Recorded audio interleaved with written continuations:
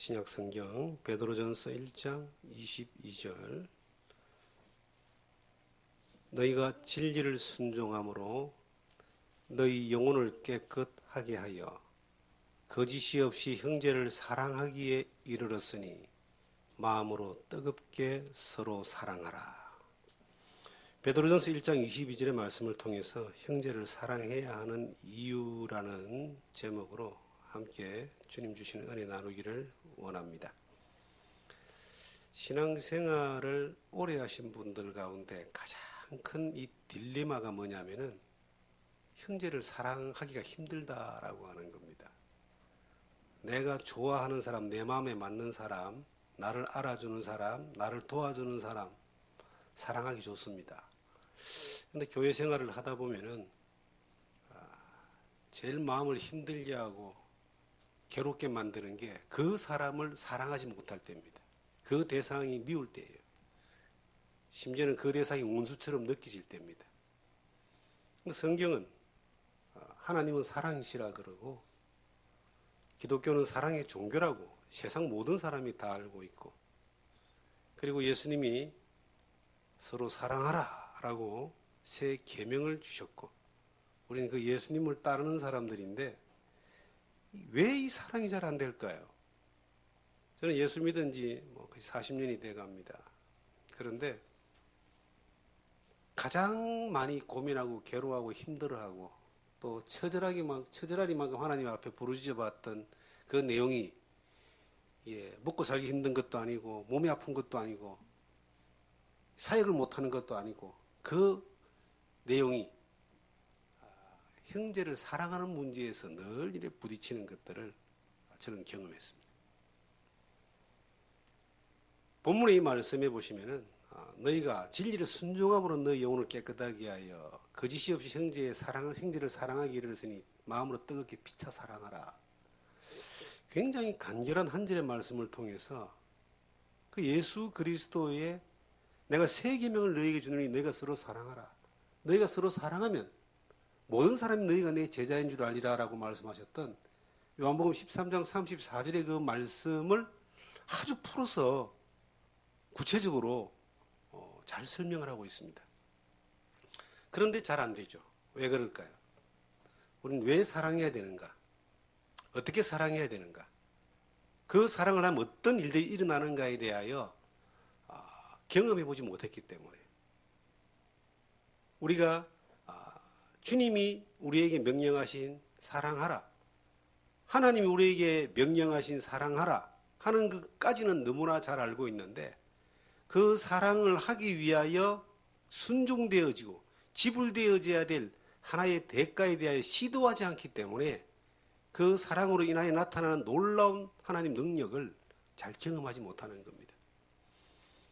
성경에 이제 구약 성경을 통틀어서 막 집약하면은 한마디가 딱 나옵니다. 성경 신구약을 다 짜가지고 액기스로 쫙 내면은 그 한 구절이 딱 나온다 그래요.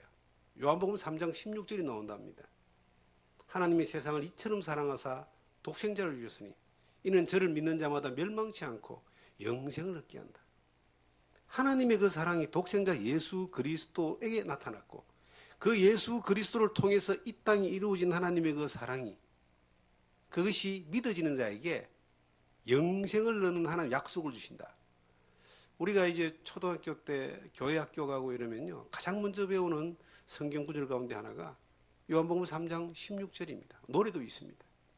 그런데 그 사랑이 나에게 멸망으로 갈 수밖에 없는 존재인 나에게 영생이라고 하는 이 운명을 완전히 바꿔놓는, 지옥에서 천국으로 바꿔놓는 그 중간에 하나님의 사랑과 예수 그리스도의 사랑이 어떤 방법으로 구체적으로 이루어진 내용이 있기 때문에 그 구체적으로 이루어진 그 내용을 통해서 우리가 믿음이라는 방법을 통하여 내 것을 흡수할 때 영생이라는 약속으로 주어진다고 그렇게 성경은 우리에게 말하고 있습니다.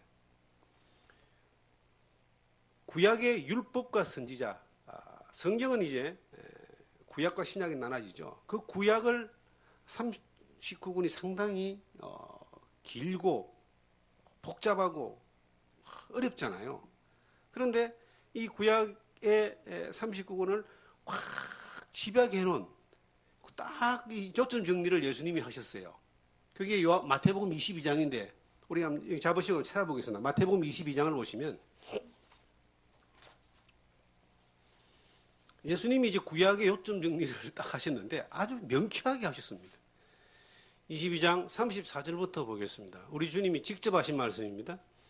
예수께서 사두개인들로 대답할 수 없게 하셨다 함을 바리새인들이 듣고 모였는데 그 중에 한 율법사가 예수를 시험하여 묻되 선생님 율법 중에서 어느 계명이 크니까? 예수께서 이르시되 네 마음을 다하고 목숨을 다하고 뜻을 다하여 주 너희 하나님을 사랑하라 하셨으니 이것이 크고 첫째 되는 계명이요 둘째도 그와 같으니 네 이웃을 네 몸과 같이 사랑하라 하셨으니 이 두 계명이 온 율법과 선지자의 강령이니라. 구약을 율법과 선지자의 글이라 그럽니다. 구약은 이제 우리는 신구약을 하나님 말씀으로 절대적으로 믿죠. 근데 유대인들은 신약을 안 믿습니다. 예수를 선지자 중에 한 사람 그러지 주님으로 구원자로 메시아로 하나님의 아들로 안 믿습니다. 그래서 그 율법사가 질문한 그 성경은 구약에 대한 질문이에요. 구약이 도대체 뭡니까? 하나님 말씀이 뭡니까? 그러니까 그 구약이 모세오경을 이제 율법, 그 다음에 선지자의 글, 다른 내용들 합쳐서 구약입니다. 이 구약을 한마디로 요점 정리해서 에게서를 쫙 빼보니까 마음을 다하고 목숨을 다하고 뜻을 다하여 네 하나님을 사랑하고 이와 같이 네 이웃을 네 몸까지 사랑하라. 말 그대로 사랑입니다. 예수님이 그렇게 그 사랑을 이루기 위해서 이 땅에 오셔서 십자가를 지기 전에 세 계명을 너에게 준다 그러면서 사랑하라 그럽니다. 그 사랑 안에 모든 답이 다 있다 그래요. 근데 여러분과 저는 그 사랑을 받았다는 사람이에요. 하나님의 자녀되고 예수님의 그 십자가의 사랑을 받은 사람이에요. 그 받은 사람에게 우리 예수님이 말씀하시기를 야 너희가 좀 사랑해라. 베드로 이 사도가 베드로전서 1장을 쭉 이렇게 이제 편지를 쓰면서 야 너희가 진리를 순종함으로 너희 영혼이 깨끗하게 돼요. 마음으로 뜨겁게 피차 사랑하라. 진리를 순종함으로 우리의 영혼이 깨끗하게 되는 사람들. 우리가 순종이라는 말에 성경에 가장 많이 나오는 단어 가운데 하나가 순종이라는 단어입니다. 순종. 그런데 이 순종이라는 단어가 시키는 대로 한다 이런 의미를 이제 우리는 이야기하잖아요. 복종 순종. 그런데 이 성경에서 말하는 순종은 예수 그리스도가 해주신 일을 받아들인다는 의미를 가지고 있습니다. 믿음으로 연합한다는 의미를 가지고 있습니다. 내가 억지로 거기에 굴복한 것이 아니라 예수님이 해놓으신 그 일을 진리, 하나님의 뜻, 예수 그리스도 이 땅에 이루신 것, 성령의 약속, 이걸 토탈 진리라 그래요. 하나님이 하신 그 일이, 예수님이 하신 그 일이 나를 위해서 이루어진 그 일이 내 안에 받아들여졌다. 혹은 연합되어졌다. 이것을 순종이다. 이걸 다른 말로 하면 믿어졌다 그럽니다. 믿으려고 애쓰는 것은 참 힘들어요. 그러지 않습니까? 비교적 율법적인 사람들은 믿으려고 애를 씁니다. 애를 쓰니까 이제 이룰 수도 있고 못 이룰 수 있는데 이루면 교만해지고 못 이루면 처참해지는 거예요.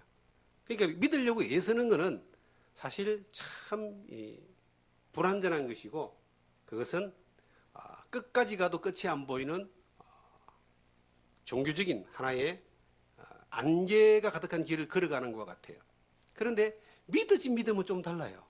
믿어진 믿음은 힘들이고 애쓰지 않아도 두려움이 없고 힘들지 아니하고 비록 안 보이는 길을 간다 할지라도 담대함이 있는 거예요. 순종이라는 이것은 내가 시킨 대로 하겠다는 의미가 아니라 이루는 사실에 대해 내가 연합한다는 뜻입니다. 받아들인다. 이걸 또 다른 말로 하면 영접한다는 의미가 영접이라는 말은 뭐죠? 받아들인다는 뜻이잖아요. 그런데 진리를 순종함으로 우리는 어느 날 인생의 여정 가운데 내 마음대로 살다가 진리된 이 예수 그리스도, 그 예수 그리스도의 진리를 그가 십자가에서 나를 위해서 하신 그 일을 진리의 말씀인 성경을 통해서 어느 날 우리가 믿어진 경험이 있습니다. 받아들여진 경험이 있습니다. 하나님의 자녀가 된 경험이 있습니다. 하나님의 사랑이 내 안에 들어온 경험이 있습니다. 진리가 순종되어진 이 사람이 너희 영혼을 깨끗하게 하여, 그 깨끗함을 입었다는 그 자체가 성경에는 여러 가지로 이야기하고 있습니다. 그걸 거듭났다고도 이야기하고, 중생이란 또 씻었다는 말도 쓰고, 구원받았다는 말도 쓰고, 하나님의 자녀되었다는 말도 쓰고, 동일한 말들이에요. 그런데 이 단어에서 우리가 조금 더 생각해야 될 것은, 진리를 순종하고는 너희 영혼이 깨끗해졌다라고 하는 이것이, 이게 이 단어상에 이 헷갈리는 사람들이 있어요. 계속 순종해야지 깨끗해진다라고 생각하는 사람이 있고, 한 번 믿어짐으로 깨끗함을 완전히 입었다라는 그러한 믿음을 가진 사람들이 있습니다. 이 비슷한 것 같지만은 굉장히 이게 큰 차이가 납니다. 그런 분들과 제가 이런 대화를 나눌 때 이런 대화를 나눕니다. 예수님이 몇 번 죽었습니까? 이런 이야기를 나눕니다. 예수님은 죽고 또 죽고 또 죽은 것이 아니라 십자가에서 한 번 죽음으로 영원한 속죄를 다 이루었습니다. 예수님이 마지막 십자가에 운명하실 때에 다 이루었다. 요한복음 19장 31절이죠. 다 이루었다. 예수님이 죽음은 인류 역사 가운데 딱 한 번입니다. 그 한 번의 죽음이 어떤 일을 해놨느냐 하면, 우리 편에서 생각할 때는 이게 이해가 안 가지만, 하나님의 약속과 하나님의 사랑과 성경의 입장에서 볼 때는 한 번으로 영원한 속죄를 해놓은 거예요. 아담부터 시작해서 마지막 세상 끝나는 그날까지의 세상의 모든 죄가 예수 그리스도의 십자가의 보혈의 피를 흘림으로 끝내버린 겁니다. 그러면 내가 그 마귀의 자녀로 태어나서 세상에 썩어지는 욕심을 가지고 땅의 것을 향해 살다가 영원한 지옥으로 갈 수밖에 없는 내가 몇 번을 믿어야지 내가 하나님의 자녀가 되느냐? 한 번 제대로 믿으면 하나님의 자녀가 됩니다. 태어나는 건 한 번이에요. 그럼 믿고 난 뒤에 그러면은 한 번 제대로 믿고 난 뒤에 내 마음대로 살아야 되느냐? 한 번 제대로 믿어진 사람은 내 마음대로 절대로 못 살게 돼가 있어요. 왠지 아세요? 하나님이 아버지가 되니까 그 하나님 나를 인도한다는 거예요. 성령이 나의 보혜사, 보호자가 되는 거예요. 영원히 간섭한다는 거예요. 예수님이 늘 그 사람을 위해서 하나님의 보좌 위에서 기도합니다. 변호사가 되는 거예요. 그러니까 삼중장치가 완전하기 때문에 삼위일체 하나님이 완전한 장치로 그 사람을 영원한 천국까지 가는 날까지 인도하는 겁니다. 끊임없는 육체의 정욕과 소욕과의 그 싸움을 하나님이 이기게 해주는 거예요. 그런데 우리가 깨끗함을 입은 것은 예수 그리스도의 진리의 말씀을, 하나님의 그 진리를 영접할 때, 순종할 때 내 안에 딱 약속되어지고 이루어진 것이고 보장이 영원한 건데, 예수님이 그러잖아요. 베드로가 발을 씻겨준다 그러니까 요한복음 13장입니다. 아유, 주님이 어떻게 내 발을 씻겨줍니까? 안 됩니다. 그래 예수님이 내가 발을 씻겨주지 않으면 나와 상관이 없다 그러니까, 아유 그럼 발만 씻기지 말고 목욕을 다 씻겨주세요. 그러니까 예수님이 이미 목욕한 자에게는 발밖에 씻길 것이 없다.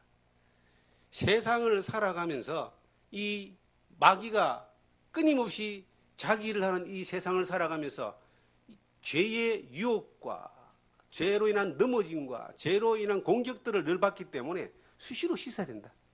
이게 신앙생활은 한 번 목욕한 사람이, 한 번 하나님의 자녀로 태어난 사람이 매 순간 그 주님의 씻겨주는 그 주님의 은혜로 발을 씻겨가는 겁니다.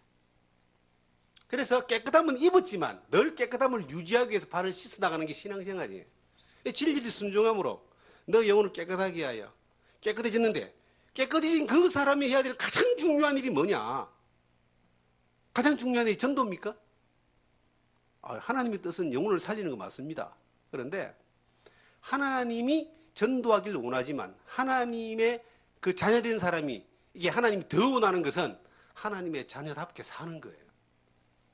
하나님의 자녀답게 살면은 전도, 영혼을 살리는 일은 자동적으로 됩니다. 예수님이 그렇게 순서를 정했잖아요.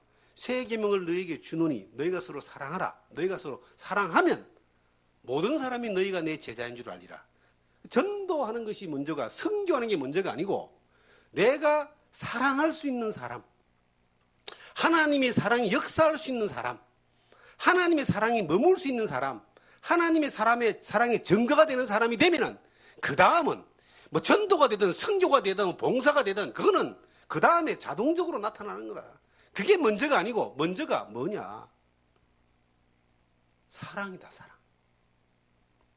하나님의 사랑의 증거가 되는 사람이다. 부모가 자식을 키울 때 자식에게 위대한 사람이 되는 것을 계획하고 자녀를 키운다고 생각합시다. 그런데 그것만 있으면은 이 사람은 위대한 사람이 대본들 별 볼 일 없는 사람이 되는 거예요. 그냥 사람으로 살다 가는 겁니다. 그런데 그 자녀에게 가장 먼저 전달해 주는 것은 태어날 때부터 가슴 속에서 우러나오는 부모의 사랑이잖아요. 그 사랑이 그에게 바탕이 되었을 때 그 다음에 뭘 하는 사람이 되든 간에 어떤 존재든 간에 부모와의 관계 가운데 이 세상에서 끝나는 날까지 같이 가는 거예요. 하나님이 우리에 대한 사랑도 마찬가지입니다. 하나님 우리로 하여금 어떤 계획을 가지고 있어요. 그리고 각자의 은사를 주셨어요. 달란트가 있어요. 또 어떤 맡겨놓은 일들이 있습니다. 그렇지만 하나님은 그 일이 중요한 게 아니라 하나님이 정말 원하는 것은 니를 통해서 일하는 게 중요한 것이 아니라 그 나라고 하는 존재를 통해서 하나님의 사랑이라는 것이 그 안에 머물고 사랑의 증거로 사는 것을 원하는 겁니다. 그래서 진리를 순종함으로 너희 영혼이 깨끗함을 받았다면은 받은 사람은 그 다음에 뭘 해야 되는가? 이 베드로전서 1장 20절에 마음으로 뜨겁게 피차 사랑하라. 우리가 하나님을 사랑해야 되는 이유가 뭐냐? 예수님을 사랑해야 되는 이유가 뭐냐? 정말 가장 중요한 형제를 사랑해야 되는 이유가 뭐냐? 그 이유는 내가 하나님의 사랑을 받은 사람이기 때문에 내 영혼이 깨끗함을 입었기 때문에 사랑하지 않으면 안 되는 존재가 되었기 때문에 그렇게 사랑해야 됩니다. 하나님 눈에 안 보이잖아요. 계시지만. 그런데 하나님이 사랑을 증거할 수 있는 대상으로 가장 먼저 우리에게 보여준 존재가 형제 자매라고 하는 성도의 그룹이고요. 그 다음은 네 이웃이라고 하는 이 주변의 모든 사람들입니다. 그런데 그 형제라고 하는 사람이 자매라고 하는 사람이 그렇게 좋을 땐 사랑하지만 정말 어떤 때는 원수도 그런 원수가 없고요. 그 형제나 자매 때문에 억울함을 당하고 모함을 당하고 사기를 당하고 고통을 당하고 괴로움을 당하고 뒤통수 맞고 그 형제라고 하는 사람 자매라는 사람 때문에 정말 어떤 사람은 믿음마저도 버리고 세상으로 가버리는 뭐 그런 일들도 있어요. 그 형제라는 자매라는 대상 가운데 목사도 있습니다. 목사도 형제예요. 장로도 형제예요. 권사도 자매예요. 하나님의 그 교회 가운데 형성된 모든 공동체에 있는 모든 사람의 모든 대상은 강의 좀 넓게 보면 형제 자매입니다. 그런데 그것이 왜 그들 때문에 내가 어떤 어려움을 당하고 힘겨움을 당하고 내가 또 누군가에게 어려움을 주고 힘겨움을 줄까요? 가장 문제는 이 성경에서 말하는 사랑이라고 하는 것에 대한 이것이 무엇을 말하는지 이것을 어떤 방법으로 구체적으로 우리가 순종되어야 되는지에 대하여 이것이 나에게 적용되어지는 삶이 안 되어지기 때문에 그 사랑으로 인하여 나타나는 놀라운 하나님의 능력 이것을 경험하지 못하는 거예요. 교회는 뭐 각자 자기 마음대로 자기 인생을 살았던 사람들이 이렇게 모여오는 것과 같습니다. 그러니까 사실 우리가 자녀를 키워봐도요 내 자식 절대 내 마음대로 안 됩니다. 내 속으로 난 자식도 내 마음대로 안 되는데 30년, 40년, 50년 지 마음대로 살다가 들어온 사람들이 내 마음에 맞는 대로 살아주리라고 생각하는 것 자체가 이거 굉장히 잘못된 거예요. 그냥 각자 우리 이 몸에 여러 일의 뭐 백체가 있지만은 이 몸의 모든 기능이 이 머리의 컨트롤을 통해서 아름답게 움직이긴 하지만 역할과 구조와 써먹을 수 있는 쓰임새는 다 다른 것처럼 교회 안의 모든 공동체가 다 그렇습니다. 다 다를 수밖에 없어요. 그런 사람들이 들어온 거예요. 예수님이 그 하나님이신 예수님이 3년 반 동안 12명의 제자를 특별히 불러가지고 그 제자들을 이 예수의 복음을 세상에 전하게 하기 위해 사도로 훈련시키면서 그들을 데리고 다니면서요 3년 반 동안 동거를 했어요.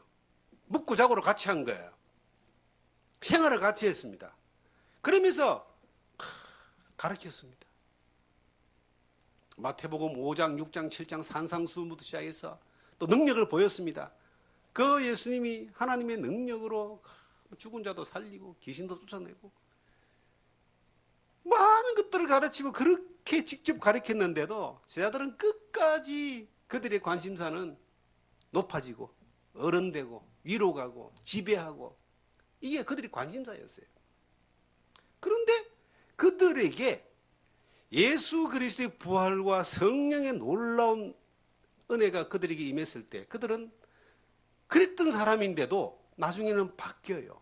예수의 사람이 되고 복음의 사람이 되고 하나님의 능력의 사람이 돼요. 왜 그럴까요?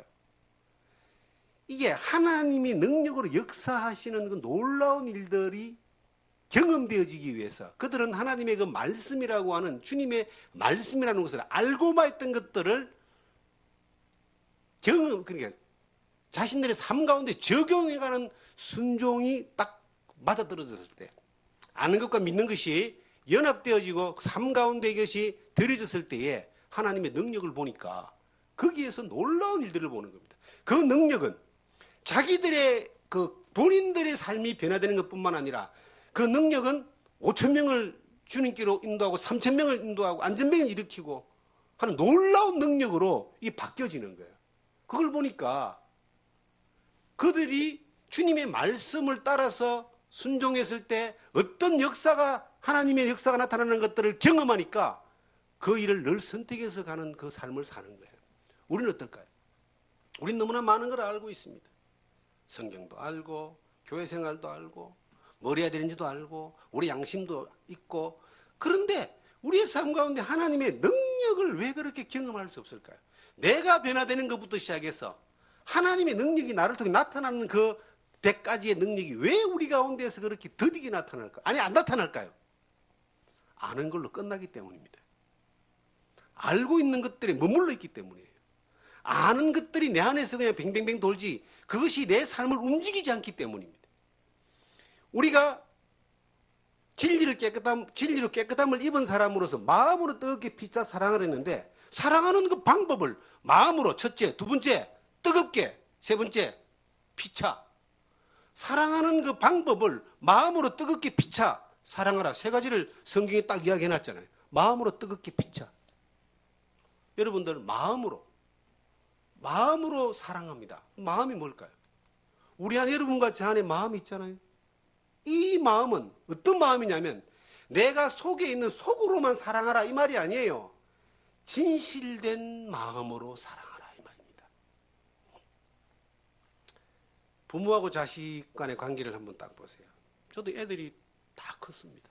어릴 때부터 남매를 키웠는데 근데 애들이 그런 걸 이렇게 쭉 볼 때에 정말 부모는 어느 부모든 간에 자기의 자식이 갓난아이로 태어나서 자라가는 과정 가운데 마음으로 그렇게 사랑하지 않는 부모가 없을 거예요. 그런데 애들이 크는 또 다른 환경을 저는 보았습니다. 뭐 누군가를 비하시키는 것이 아니라 봉사활동을 이렇게 가서 보면은 보육원이라는 곳을 가게 됩니다. 근데 보육원 중에서 큰 아이가 있는 보육원이 있고 영아들이 있는 보육원이 있어요. 영아들이 있는 보육원에 주로 이제 봉사를 많이 갔었는데 거기 가서 이제 한 4시간 정도 아이들을 돌봅니다. 근데 아이들이 하나같이 아이들의 그 표정과 그 모션, 바램은요 사랑을 갈구하는 거예요. 그래서 막 무조건 안아달라 그래. 그래서 막 안아주면요 2명, 3명 막 앵기기 때문에 허리 아픈 사람은 허리 다칩니다. 앉아서 아이들을 안아주고 쓰다듬어주고 그러는데 그걸 보면서 이런 느낌이 들었어요. 마음으로 사랑할 수 있는 거하고 봉사 와서 사랑하는 거하고 다르다는 거예요. 똑같이 안아주지만 나머지 아이 보육원에 있는 아이들을 사랑으로 봉사하지만 내가 이 아이들을 안아줄 때 내 자식을 안을 때만큼의 그 마음으로 사랑하는 것은 없더라는 겁니다. 자기 자녀들이 다 마음으로 사랑하잖아요. 신앙생활에 대하여 주님이 사랑하라 그럴 때 뭘로 사랑하느냐? 진실된 마음으로 사랑해 받느냐? 여러분, 이 목회가 직업이냐 사명이냐 이걸 가지고 고민하는 사람들이 있습니다. 뭐 직업도 되고 사명도 됩니다. 얼마 전에 이런 일이 있었습니다. 저는 이제 이곳에 와서 이제 목회를 하는데 많은 분들이 이제 다녀가기도 하고 왔다 가기도 하고 뭐 또 예배를 드리다가 또 가기도 하고 오기도 하고 뭐 많은 분들이 시내에 있을 때보다 더 많은 분들을 접촉합니다. 시내에서 목회할 때보다. 그런데 저희 아내가 저한테 이런 말을 합니다. 모든 사람을 만날 때마다 그 친밀한 것뿐만 아니라 과도할 정도의 어떤 애정을 가지고 이렇게 만나는 게 참 대단하다라는 이야기를 했어요. 본인은 자기는 그러고 싶지 않다는 거예요. 지친다는 거죠. 사람들이 자꾸 바뀌니까 뭐 식당에서 밥 먹으러 왔다 가는 사람처럼 바뀐다는 거예요. 식당에서 밥을 해가지고 돈을 받기 위해서 밥을 파는 거하고 내가 내 자녀에게 음식을 공급하기 위해서 하는 거하고 똑같은 밥을 하지만 다를 거예요, 분명히. 그런데 목회 하나님의 사랑을 가지고 그 사랑을 전하는 사랑이 나타나는 것을 목적으로 해서 우리가 산다면은 할 수만 있으면 모든 사람에 대하여 모든 환경에 대하여 우리가 그 진심으로 마음을 담아서 사랑하는 그러한 것을 잊어서는 안 되겠다는 생각을 저는 늘 합니다. 왜냐하면 그것이 직업화되어져서 직업이란 말은 내 이익을 위해서 어떤 이익을 쫓아서 하는 걸 직업이라는 거예요. 이것이 직업화되어서 그냥 사람들에게 필요한 만큼의 어느 체면, 우리나라 문화가 이 체면 문화가 있잖아요. 그리고 어느 정도의 어떤 윤리적인 어떤 그런 것이 거기에 머물 그 이상을 못 넘어가는 뭐 체면과 윤리만 따져도 그건 정상적인 사람입니다. 근데 거기에만 머물러 있다면은 정말 주님의 사랑이라고 하는 이 사랑이 다른 사람에게 전달된 역사를 우리가 볼 수 있을까? 저는 아니라고 봅니다. 가장 많이 목회를 하면서 가장 많이 크게 잃었던 것이 뭐냐? 제가 부끄럽게도 저는 사람들하고 많이 갈등하고 다툼하고 반목하고 그리고 어려운 시간들을 많이 보냈습니다. 정말 세게 한 번 맞은 적이 있습니다. 불과 뭐 그렇게 오래지 않은 과거에. 그런데 그때 딱 느끼는 게 뭐냐면은 너무 세게 딱 맞고 나니까 사람으로 오는 그 어려움이죠. 뭐 배신, 그 이상의 어떤 뭐 공격, 여러 가지 어떤 그 힘겨움, 인생이 좌지우지할 만한 그러한 것들이 세상에서 일어나는 것이 아니라 교회 안에서 그런 일들이 이제 일어났을 때에 마음에 이런 마음이 딱 드는 거예요. 저것들 뭐 안 보면 그만이지. 아이 복잡한 목표 안 하면 되지 이거. 아이고 내 편하게 살면 되지. 이런 마음이 자꾸 오는 거예요. 왜 굳이 이렇게 살아야 되느냐? 계속 오는 거예요. 왜 힘들게 해야 되느냐? 근데 거기에 계속 오니까 힘들어지니까 그러고 싶은 마음이 막 드는 거예요. 그런데 주님의 말씀이 이게 딱 와서 때리는 것이 우리가 형제를 사랑해야 되는 것은 주님을 사랑해야 되는 것은 1박 2일 하고 졸업하는 뭐 3년 5년 하고 졸업하는 것이 아니라 영원한 천국에 소망을 두며 살아가는 모든 사람들에게 변함없이 주를 사랑하라고 이야기하는데 이거는 졸업이 없는 것이고 이런 것이 한 과정으로 지나가는 것마저도 이것이 하나님이 나를 잠깐 뭐 지키다가 눈을 감은 것이 아니라 이것이 하나님의 섭리 가운데서 지나가야 될 과정으로 내게 허락하신 은혜다라고 하는 것들을 이게 발견되어지면서 이것이 하나님의 사랑이라고 하는 것이 받아들여지면서 사람이 어떻게 하든 환경이 어떻게 하든 그 대상이 어떻게 되든 간에 내가 주님 앞에서 가야 될 걸음은 그대로 그 믿음으로 가야 한다. 이게 정리가 되어진 거예요. 다시 일어설 수 있었고 다시 주를 향해서 나갈 수 있었고 다시 한 영혼들을 향하여 복음을 전하기 위하여 생명을 전하기 위하여 어떤 삶의 대가를 지불할 수 있는 초심으로 돌아가는 마음들이 회복되는 것을 저는 이곳에 와서 이 골짜기에 와서 그것을 더욱더 큰 은혜로 누리게 되면서 이게 하나님 앞에서 다시 그 처음에 가졌던 마음 그 마음으로 그대로 변함없이 갈 수 있는 그러한 방향전환이 되었습니다. 여러분들이 형제 자매라고 하는 사람들이 지나오는 삶 가운데 누군지는 모르겠지만 분명히 내가 사랑할 수 없는, 저거는 사랑 안 해도 돼라고 하는 정도의 가치를 둔 사람이 있을 수 있습니다. 근데 그 사람들에게 마저도 주님은 우리에게 말씀하시기를, 네가 하나님을 향하여, 주님을 향하여 마음으로, 진실된 마음으로, 내가 하나님 앞에 진실된 마음으로 있기를 원하는 거예요. 그 상대편이 어쨌든 간에 그거는 2차적인 겁니다. 그리고 그 상대편을 향하여 주님 앞에 진실된 마음으로 있을 때 그 상대편을 용서할 수 있죠. 왜냐? 마음으로 뜨겁게, 뜨겁게란 말은 정말 열정적으로, 이 뜨거움이란 말은 이 주님의 사랑을 가장 잘 나타내는 단어입니다. 뜨거움. 주님이 겟세마네 동산에서 이제 하나님을 향하여 마지막 기도를 합니다. 주님, 하나님, 이 길을 가면, 이 잔을 내가 먹으면 이 십자가 위에서의 고통을 당해야 되는데 할 수만 있으면 이 잔을 내게서 좀 멀리 좀 가게 해주세요. 그러면서 주님이 고백하기를, 그렇지만 내 뜻대로 마옵시고 아버지 뜻대로 하옵소서. 땀이 피같이 흘러내렸다. 나는 이것이 뜨거운 마음이라고 봐요. 이 뜨거움이란 말은 이게 우리 안에서 올라오는 그 거룩한 열정이죠. 어느 때 사람들이 가장 눈이 반짝반짝거리고 뜨겁냐? 정선 카지노에 가면요, 돈 따려고 막 눈에 불 켜는 사람들이 그 마음이 가장 뜨거울 것 같아. 노름판에 가면요, 사람들이 막 눈에서 불이 나온다잖아요. 그 돈 달라고. 그 목적으로. 우리가 하나님의 말씀을 따라서, 예수 그리스도의 그 우리에게 말씀하신 그 말씀을 따라서 순종하는 일을 위하여 내 안에 뜨거움이 있다면, 그 뜨거움이 진실된 마음으로 뜨거움이 올라온다면 우리는 사랑할 수 있습니다. 주님은 나 같은 죄인을 구원하기 위해서 그 사랑을 이루기 위하여 겟세마네 동산에서 뜨거운 기도를 하시고 골고다 십자가를 향해서 걸어가셨습니다. 우리가 우리 외에 그 형제 자매라고 하는 사람들에 대하여 정말 저 사람은 용서 못 받을 사람일 수도 있어요. 하는 짓이 정말 정말 우리 생각에 전 다른 뭔가 씌었을 거야. 이런 사람들이 있어요. 그러지 않고는 도대체 저럴 수 없어. 그런 사람조차도 우리는 사랑할 수 있어야 됩니다. 주님이 사랑하라고 맡겨놓은 사람이에요, 그게. 삶 살아보니까요.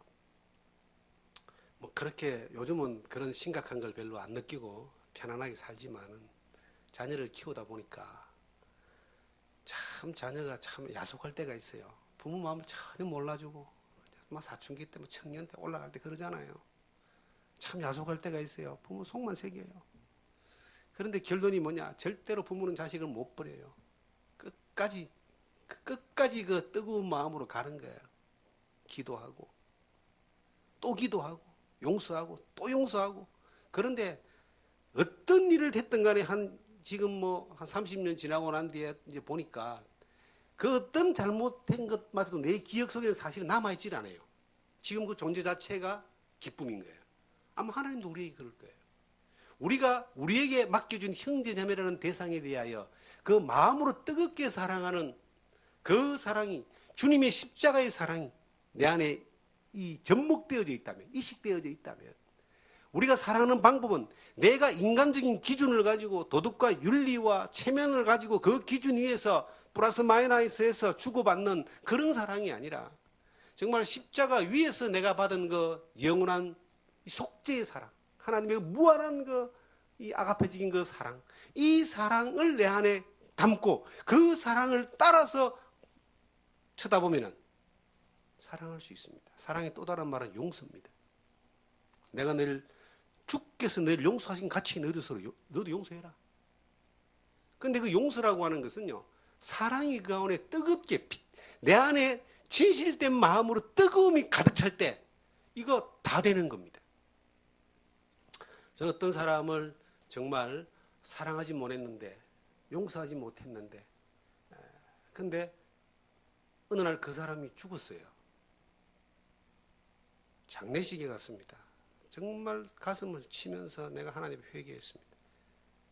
살아있을 때 용서할 걸, 그냥 화해할 걸. 죽고 나니까 이거 얼마나 마음이 아픈지요. 아직도 근데 저는 아직도 제 안에 부족한 부분들이 있습니다.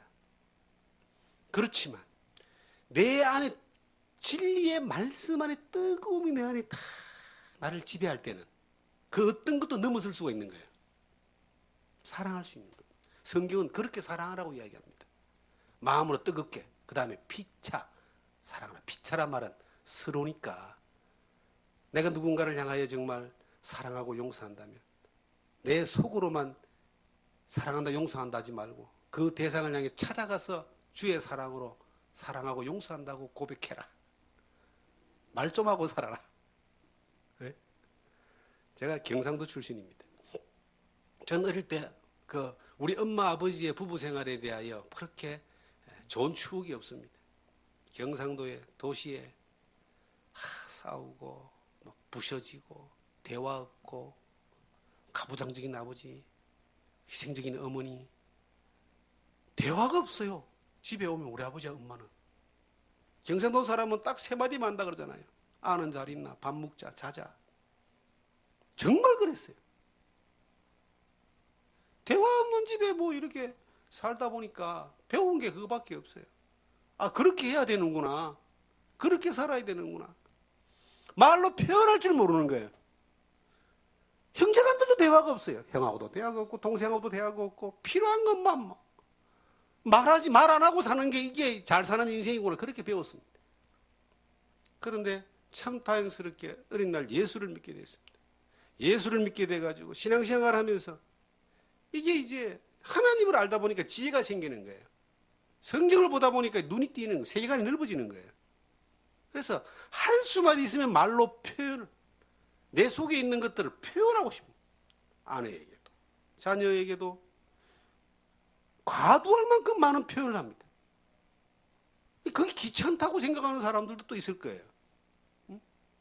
그런데 신앙생활하면서 형제 자매들이라는 이 공동체 안에 있는, 믿음 안에 있는 사람들에게 내 생각과 내 감정과 내가 가지고 있는 이 하나님이 주시는 신호들을 정확하게 표현해 줄 필요가 있습니다. 특별히 사랑한다는 표현을 많이 할 필요가 있어요. 저는 사랑한다는 표현을 참 많이 해요. 그리고 혹여나 내가 누군가에 대하여 정말 그 누군가로 인하여 고통받고 상처받고 어려움이 있고 힘들고 그리고 지금 어떤 면에서는 돌이킬 수 없는 그러한 엄청난 공격과 가호가 있다 할지라도 주님이 그 십자가에 나를 용서하신 주님이 그 말씀을 나에게 은혜를 주셔가지고 마음을 뜨겁게 해가지고 진심으로 사랑할 수 있는 그러한 힘을 그 성령의 은혜로 내게 부어주실 때에 내 안에만 해결되는 것이 아니라 그것이 내게 다 오면은 기적이 일납니다. 그 사람을 찾아가서 이야기할 수 있는 기적이 일나는 거예요. 그러면 진정한 사랑, 용서, 화해, 그 기적입니다. 성경의 잠언에 보면요, 이 마음을 닫게 한 사람과 화목하기가 산성 문빗짝 같다는 문빗짝. 산성에 적이 쳐들어올 때 못 들어오도록 들어가는 딱 그 산성에 들어가는 문 하나 있는데 그 문빗장은요 100명이 밀어도 안 밀리는 거예요. 그게 그 문빗장 같은데 그게 탁 열리는 것이 사랑이다. 사랑. 마음으로 뜨겁게 피차 사랑하라. 성경 다시 베드로전서 보시면요 1장 22절 다시 한번 읽겠습니다. 너희가 진리를 순종함으로 너희 영혼을 깨끗하게 하여 거짓이 없이 형제를 사랑하기에 이르렀으니 마음으로 뜨겁게 서로 사랑하라. 23절 제가 한번 읽겠습니다. 너희가 거듭난 것이 썩어질 씨로 되지 아니하고 썩지 아니할 씨로 된 것이니 살아있고 항상 있는 하나님의 말씀으로 되었느니라. 그 뒤에 딱 붙어 놓는 말씀이 너희가 거듭난 것이. 거듭났다는 말은 내가 중생했다. 하나님의 자녀 되었다. 하나님의 사랑을 입었다. 이런 말과 똑같습니다. 뭐로 됐냐? 하나님 말씀으로 되지 않았냐? 그러면 너희가 우리가 거듭나는 이 놀라운 기적도 하나님의 말씀으로 되었어요. 하나님의 말씀, 이 진리의 말씀. 우리가 사랑하는 것도, 누군가를 사랑하는 것도 진리의 말씀으로 되는 것이다. 그럼 이 말씀은 성경의 히브리서 4장 12절에 하나님의 말씀은 살았고 운동력이 있어 좌우의 날선 어떤 것보다 예리하여 혼과 영과 관절과 골수를 찔러 쪼개기까지 한다. 이 하나님의 말씀은요, 글이 아닙니다. 말씀, 능력입니다. 살아있습니다. 천지가 없어지기 전에는 이 말씀 1.1핵도 없어지지 않습니다. 진리의 말씀으로 하나님이 우리를 구원했습니다. 우리를 낳았습니다. 진리의 말씀으로 그 말씀이 우리를 이 세상을 이기는 것뿐만 아니라 세상에 이 사탄의 권세 있는 사람들이 복음을 전하는 것뿐만 아니라 이게 말씀의 능력이거든요. 성령의 능력이고 말씀의 능력이에요. 그런데 그 말씀이 내 안에 살아 역사할 때 나는 사랑할 수 있다. 제가 조금 전에 말했지만 누군가가 정말 내 마음을 아프게 했는데 부고장을 받아들고 이제 문상을 갔습니다. 정말 많이 울었습니다. 제가 정말 마음 안에 용서가 됐는데 화해하고 싶었는데 갑자기 가쁘고 나니까 기회가 없는 거예요. 하나님 내 마음 아시겠지만 그 상대편도 알았으면 얼마나 좋았겠어요. 그런데 하나님의 말씀이 우리 가운데 탁 오면요, 그 말씀을 이야기하면서 너희가 거듭난 것이 썩어질 씨로 되지 않고 썩지 아니할 씨로 되었으니, 여기 있는 모든 식물들요, 씨가 떨어지지 않아서 나는 식물은 없습니다. 씨가 떨어지는데 그 씨가 떨어져 가지고 다 죽어서 썩어서 거기서 싹이 나와서 이거 뭐 식물이 뭐 될 거 아니에요. 잡초든지 뭐 어떤 것이든 간에 우리 안에 하나님의 말씀이 탁 떨어져 가지고 내 안에 생명이 역사했기 때문에, 예수 그리스도의 생명이 역사했기 때문에 우리가 거듭났잖아요. 하나님 자녀 되었잖아요. 그 말씀의 능력으로 우리가 이 땅에서 천국의 소망을 두고 살잖아요. 우리에게 이 말씀이 동일하게 이 말씀이 내 안에 피차 뜨겁게 사랑하라는 그 말씀이, 주님이 사랑하라는 그 말씀이 그냥 씨만 들어가 있는 것이 아니고 이게 탁 발화가 돼가지고 깨져가지고 말입니다. 그 안에서 세상이 생명의 말씀의 능력의 힘이 내게 나오면 내가 그 말씀을 따라 순종되어지고 그 말씀을 따라 움직이지는 그런 능력이 가운데 나오면 놀라운 열매가 맺어지는, 하나님의 놀라운 기적을 경험하는 그러한 삶을 우리는 경험할 수 있다는 겁니다. 사람은 너무나도요, 자기중심적으로 갇혀있기 때문에 자아를 못 넘어갑니다. 이게 종교생활은 자기 생각에 갇혀 있어요. 자기 그 생각을 못 넘어가게 돼 있어요. 그러니까 종교인으로 사는 거예요. 자기가 만들어 놓은 프레임 안에서 살다가 그냥 가는, 좋은 사람, 선한 사람, 종교적인 사람, 존경받는 사람은 될 수 있지만 하나님의 능력이 나타나는 사람은 될 수가 없습니다. 하나님 능력은 하나님이 직접 능력으로 역사하셔야 돼요. 내가 뭔가를 하는 것이 아니라 하나님이 직접 능력으로 역사하신다니까요. 검과는 내게 없으나 내게 있는 것으로 네게 주느니 나사렛 예수 이름으로 일어나 걸어라. 내게 있는 것이 내가 가지고 있는 금과 은이 아니고 내가 가지고 있지 않지만 하나님 나라를 통해 주는 그 나사렛 예수의 능력이 어떻게 나타납니까? 살아있는 말씀을 따라 움직이는 삶을 나타나는 거예요. 그건 작은 것이든 큰 것이든 말씀이 내 안에 역사하는, 땅에 그 생명의 씨앗이 심기고 말씀의 씨앗이 심겨서 이게 팍 깨져가지고 좌우의 날선 어떤 것보다 예리한 역사가 우리 가운데 나타나는 그러한 일들이 우리의 삶의 환경 일상 가운데 얼마든지 경험되어질 수 있도록 하나님은 우리에게 기회를 주시는데, 우린 도대체 씨앗은 가지고 있지만 이거 씨앗이 터져서 나오는 것에 대해서는 이게 관심이 없어요. 하나님의 능력을 경험하지 못하고 사는 삶이, 그 종교적인 삶이 얼마나 힘든 줄 아십니까? 거기에 맞춰 살아야 되니까 속에서 일어나는 어떤 모든 것들을 감추고 눌리고 거기에 맞춰 살라는 게 얼마나 힘들어요. 그런데 하나님의 능력을 경험하고 살아보세요. 말씀의 능력을 따라 움직여보세요. 하나님이 어떤 일을 하시는지. 나를 변화시키는 것은 정말 이건 당연한 것이고, 내가 하나님의 사랑의 사람이 되는 건 당연한 것이고요. 나를 통해서 하나님이 그 역사하는 것은 놀라운 기적으로 보게 됩니다. 이러한 것들을 우리가 좀 경험하고 살기를 하나님이 원하십니다. 살아있고 항상 있는 말씀으로 되었느니라. 살아있고 항상 있는 이 말씀, 이 진리의 말씀이 지금까지도 수많은 사람들을 변화시켰고 수많은 사람들을 통해서 하나님 능력의 역사로 나타나게 하셨고 지금 우리에게도 하나님은 그렇게 하기를 원하신다는 겁니다. 지금 그렇게 할 수 있는 삶을 살 수 있는 자리에 있다는 거예요. 내가 그 말씀을 따라 움직이기만 하면. 여러분과 제가 정말 이 시대는 어느 시대보다도 예수 믿기 힘든 시대일 수도 모릅니다. 교회 나가기는 쉬워도 예수 믿기가 힘든 시대일 수도 있어요. 왜?